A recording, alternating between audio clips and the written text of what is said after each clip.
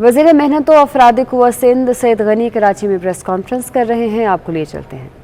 اتنے اندھے ہو جاتے ہیں اپنی لیڈرشپ کی فالوئنگ میں کہ نہ تو وہ نبی کریم صلی اللہ علیہ وسلم کے روزے کا تقدس رکھتے ہیں، نہ تو وہ خانہ کعبہ کا تقدس رکھتے ہیں، اور نہ ہی جب عمران خان نعوذ باللہ وہ بیٹھ کے ابھی کچھ دن پہلے کہہ رہا تھا کہ لوگوں جو پیغمبر تھے وہ اللہ کا پیغام لوگوں کے پاس لے کر گئے تھے اور تم میرا پیغام لے کر جاؤ لوگوں کے پاس۔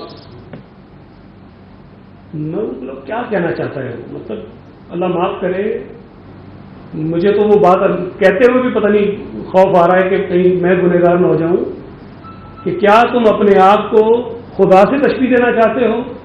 نعوذ باللہ تم اپنے آپ کو پیغمبروں سے تشبیہ دینا چاہتے ہو؟ تم اپنا کردار دیکھو، اپنا ماضی دیکھو، اپنی حرکتیں دیکھو، اپنا حال دیکھو، کہاں مدینہ ریاست مدینہ کے حکمراں اور کہاں تم، اور تم لوگوں کو یہ کہتے ہو کہ تم میرا پیغام اس طرح لوگوں تک لے جاؤ جس طرح پیغمبر خدا کا پیغام لوگوں تک لے کے جاتے تھے۔ جو لوگ ان باتوں کو تسلیم کرتے ہوں، ان باتوں کو فالو کرتے ہوں، میں ان کو پولیٹیکل ورکر نہیں سمجھتا۔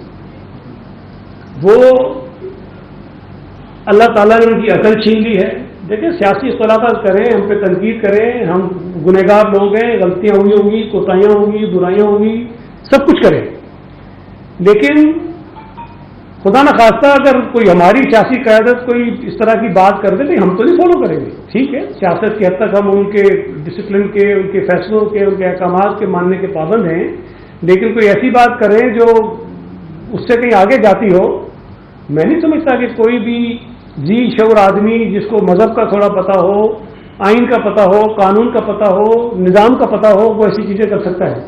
تو عمران خان ہمارے معاشرے کے اس طبقے کو جو میری رائے میں شاید سیاست کو بھی نہیں سمجھتا، جو آئین کو بھی نہیں سمجھتا، جو اپنی مذہبی اور دینی تعلیمات کو بھی سنداز بھی نہیں سمجھتا، وہ عمران خان کے عشق میں اندھا ہو کر اگر اس کے بتائے ہوئے راستے پر چل رہا ہے تو یہ بہت خطرناک بات ہے اور ان کو وہ گمراہ کر رہا ہے۔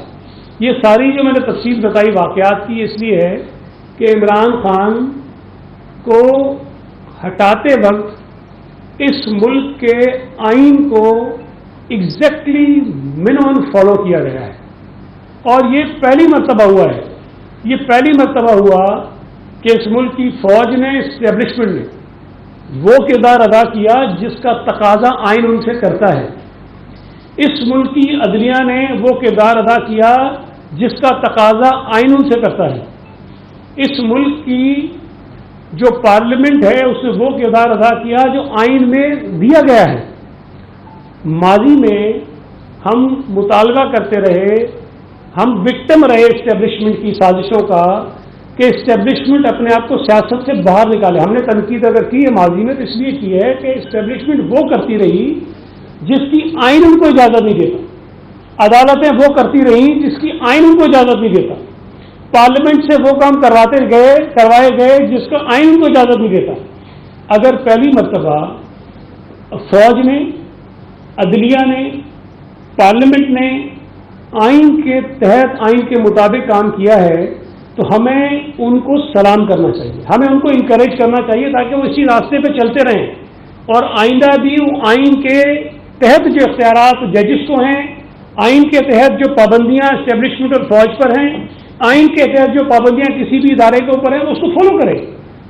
یہ تو سیاسی جماعتوں کی فتح ہے، یہ پاکستانی قوم کی فتح ہے کہ ان اداروں کو ہم نے آئین کے دائرے میں لا کر کھڑا کیا ہے، اس تک محدود ہو گئے۔ لیکن بدقسمتی ہے کہ عمران خان کو آج نہ ہماری فوج اچھی لگتی ہے، نہ آج ہماری عدالتیں اچھی لگتی ہیں، نہ آج ہمارا میڈیا اچھا لگتا ہے، نہ سیاسی جماعتیں اچھی لگتی ہیں، اور نہ یہ دنیا اچھی لگتی ہے۔ مطلب عجیب سی بات ہے کہ عدالتیں اگر آئین کے مطابق فیصلہ کریں تو ان کے خلاف غلیظ مہم چلاؤ، اگر پاکستانی فوج اپنے آپ کو سیاست سے باہر نکال کر کھڑا کر دے اور اپنے آپ کو سیاست سے بالکل نکال دے اور کوئی اپنا کردار ادا کرے تم ان کے خلاف غلیظ مہم چلاؤ، اگر سیاسی جماعتیں تمہارے ساتھ نہیں کھڑی اور آئین کے تحت، آئین کے مطابق تمہیں نکال دیا تو تم ان کے خلاف مہم چلاؤ، اور بہانہ یہ بناؤ کہ تم امریکہ نے نکالا ہے، تمہیں یورپ نے نکالا ہے، تمہیں کسی اور طاقت نے نکالا ہے۔ پہلی بات تو یہ ہے کہ عمران خان जितना नालायक वजीर आज़म इस मुल्क की तारीख में कभी नहीं है। और कोई भी ऐसा मुल्क जो पाकिस्तान का दुश्मन हो, जो ये नहीं चाहता हो कि पाकिस्तान तरक्की करे, उसको सूट करता है कि इस मुल्क के ऊपर नालायक हुकूमत कोई बैठी हुई हो। और इमरान से बड़ी नालायक हुकूमत इस मुल्क की तारीख में कभी नहीं आई। तो अगर भारत ये चाहता था कि जी इस मुल्क को नुकसान पहुंचे, तो इमरान खान उनको सूट करता था, इसलिए कि वो नालायक था। अमेरिका अगर चाहता था कि इस मुल्क को नुकसान पहुंचे, तो इमरान खान उसको सूट करता था, इसलिए कि इमरान खान नालायक था। तो ये इमरान खान ने जो नैरेटिव खड़ा करने की कोशिश की है, उसका सिर्फ मकसद ये है कि वो अपनी नालायकियों से उसने इस मुल्क की मईशत को जहां पहुंचाया, इस मुल्क में महंगाई को जहां पहुंचाया, इस मुल्क में बेरोजगारी को जहां पहुंचाया, 1 करोड़ नौकरियों का वादा किया, जो नौकरियां तो दूर की बात है, बेरोजगारी में इजाफा हुआ।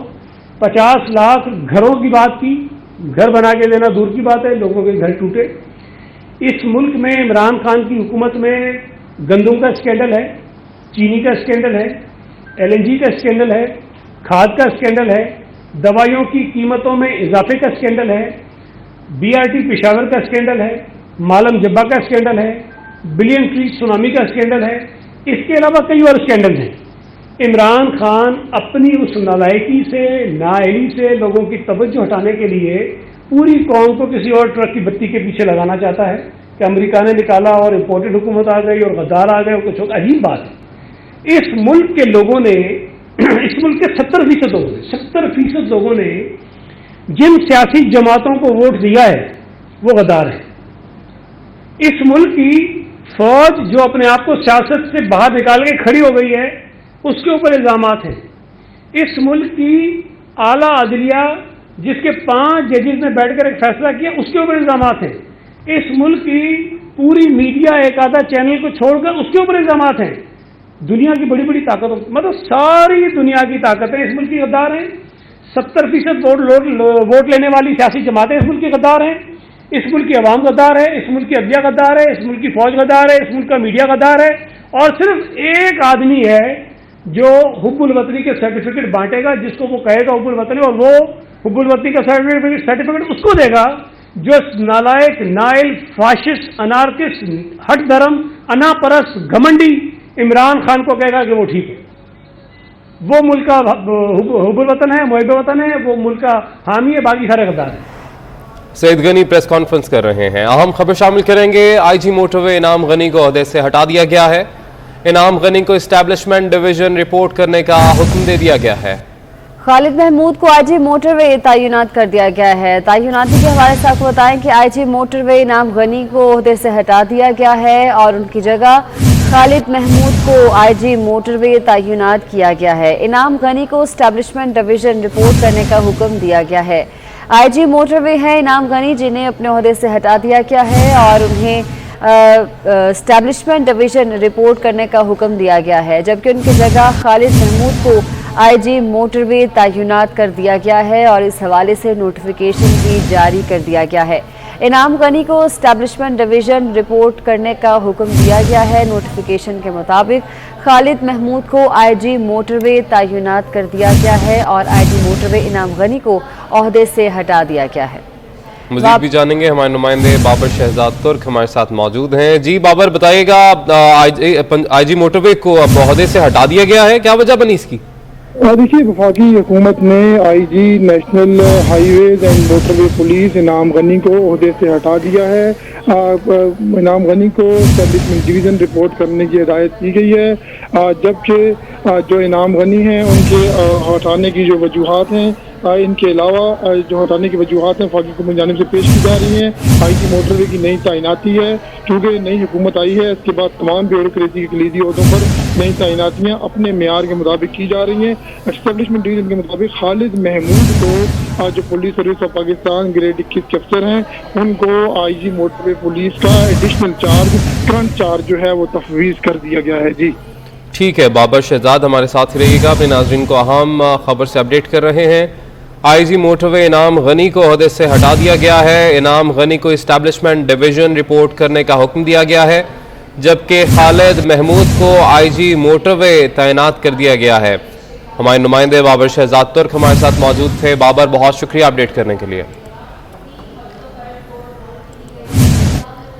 वज़ीर दाखिला राना सनाउल्लाह कहते हैं कि झूठे खान ने सिर्फ 3 साल में झूठे मुकदमात बनाए। बतौर सदर नून लीग पंजाब मेरी आखिरी वार्निंग है, इमरान खान धमकियों से बाज ना आए तो तुम भी नहीं बचोगे। उस्मान वज़दार बराए नाम वज़ीर आला थे। फराह गोगी बचाने के लिए मुहिम चलाई जा रही है। इलेक्शन का साल है, हमने राब्ता मुहिम शुरू कर दी है।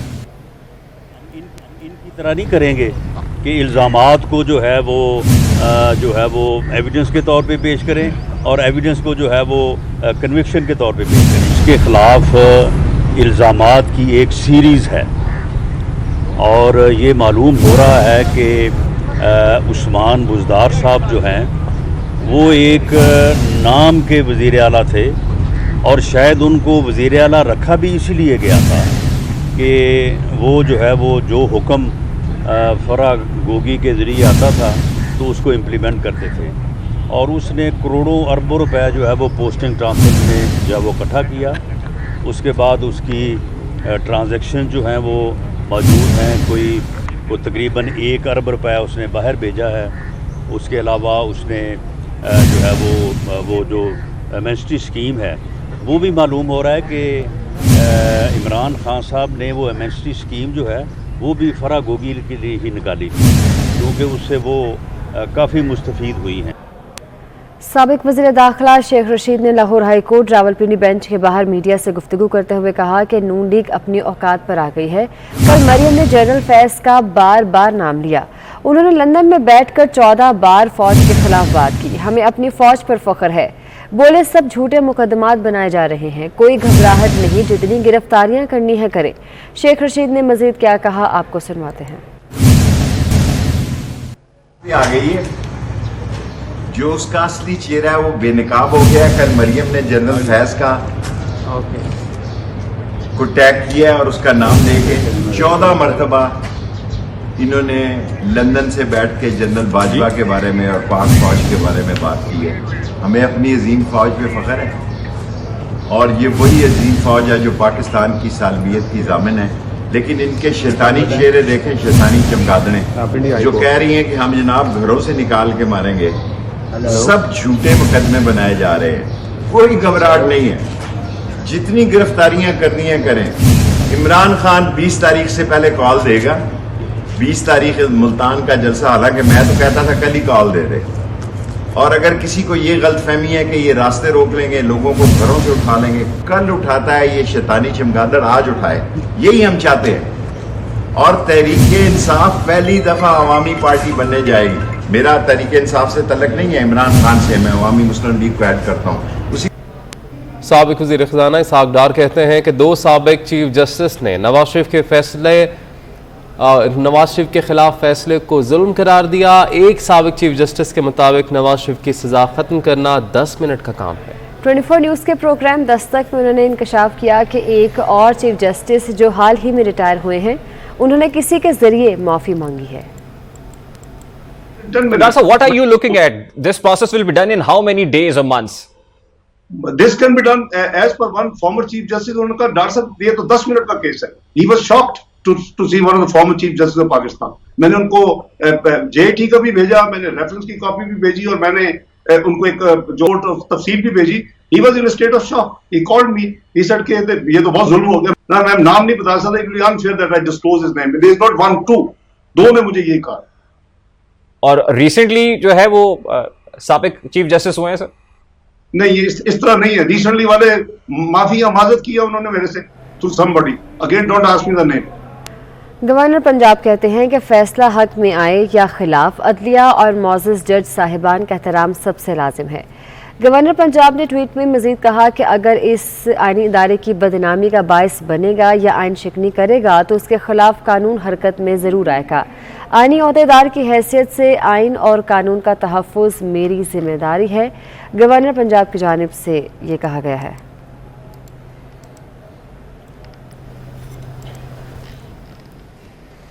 सदर ममलिकत डॉक्टर आरिफ अलवी ने कौमी असम्बली का इजलास 9 मई को तलब कर लिया। इजलास दोपहर 4 बजे होगा। इजलास वज़ीर आज़म के मशवरे पर तलब किया गया है। صدر مملکت ڈاکٹر عارف الوی نے قومی اسمبلی کا اجلاس 9 مئی کو طلب کر لیا ہے۔ اجلاس دوپہر 4 بجے ہوگا۔ اجلاس وزیر اعظم کے مشورے پر طلب کیا گیا ہے۔ اشتر اوصاف کو اٹارنی جنرل مقرر کر دیا گیا ہے۔ وزیر اعظم نے اشتر اوصاف کو اٹارنی جنرل مقرر کرنے کی منظوری دے دی۔ اشتر اوصاف نواز شریف دور میں بھی اٹارنی جنرل رہ چکے ہیں اور انہیں ایک بار پھر سے اٹارنی جنرل مقرر کر دیا گیا ہے۔ وزیر اعظم نے اشتر اوصاف کو اٹارنی جنرل مقرر کرنے کی منظوری دے دی ہے۔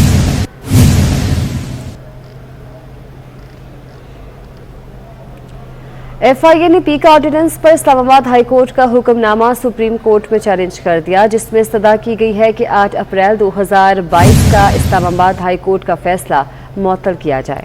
درخواست میں موقف اختیار کیا گیا ہے کہ قانونی جواز کے بغیر اسلام آباد ہائی کورٹ نے پی ایف یو جے کو ریلیف دیا ہے۔ سیکشن 20 کے غیر فعال ہونے سے قانون شکنوں کو قانون کی خلاف ورزی کرنے کی ترغیب ملے گی۔ تو آپ کو اپڈیٹ کر رہے ہیں، ایف آئی اے نے پی کا آرڈیننس پر اسلام آباد ہائی کورٹ کا حکم نامہ سپریم کورٹ میں چیلنج کر دیا ہے۔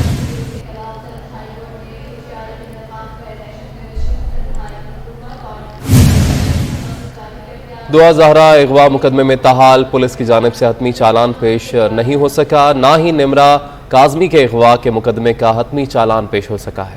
دعا زہرا کے والدین نے پولیس سے مایوس ہو کر بالآخر ہائی کورٹ سے رجوع کر لیا ہے۔ تفصیلات جانتے ہیں ممتاز جمالی سے۔ جی بتائیے گا ممتاز جمالی، کیا تفصیلات ہیں؟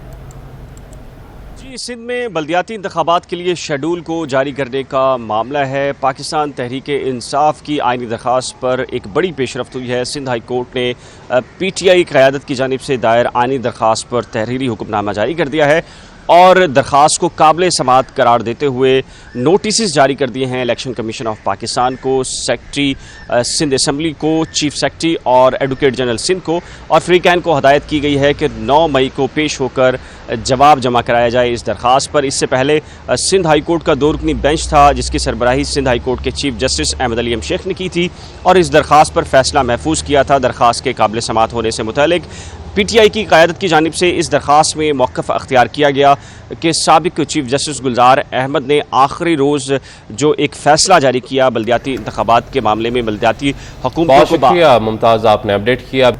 کھیل کے میدان سے خبر شامل کر دیں گے۔ Sri Lankan women's cricket team 19 مئی کو کراچی پہنچے گی۔ دورے کے لیے پاکستان وومنز ٹیم کا کیمپ پیر سے شروع ہوگا۔